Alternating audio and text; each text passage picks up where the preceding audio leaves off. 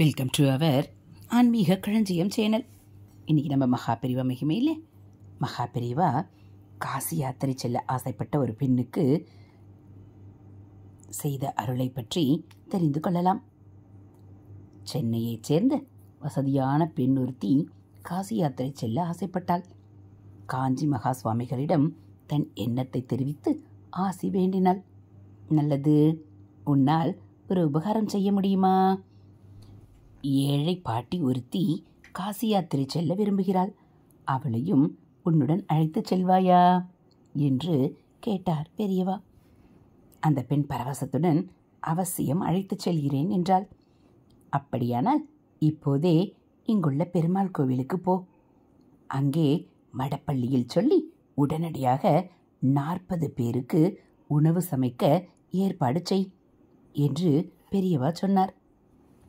பாட்டியை காசிக்கு அழைத்துச் செல்வதற்கும் பெருமாள் கோவிலில் உணவு ஏற்பாடு செய்வதற்கும் என்ன சம்பந்தம் என்று அவளுக்கு புரியவில்லை. ஆனால் பெரியவா சொன்னால் அது வேத வாக்கு ஆயிற்றே, அதை தட்டக்கூடாது, கேள்வி எதுவும் கேட்கவும் கூடாது என கருதி உடனே கோவிலுக்கு புறப்பட்டாள். 40 பேருக்கு உணவு தயாராகிவிட்டது. மதிய நேரமாகியும் ஒருவரும் சாப்பிட வரவில்லை. என்ன செய்வது என்று அவள் மறுபடி மகா பெரியவாளிடம் வந்தாள். சாப்பிட யாரும் வரவில்லையே என கேட்டாள். அப்போது திருப்பதி செல்லும் பக்தர் குழு ஒன்று சுவாமிகளை தரிசிக்க வந்தது. அவர்களுக்கு ஆசி வழங்கிய பெரியவா, உங்களுக்கெல்லாம் இந்த அம்மா சாப்பாடு தயார் செய்திருக்கிறார்கள், வயிறார சாப்பிடுங்கள் என அனுப்பி வைத்தார். அந்த பெண் ஆச்சரியப்பட்டாள். ஏனெனில் அவர்கள் சரியாக 40 பேர் இருந்தனர். திருப்தியாக சாப்பிட்டனர்.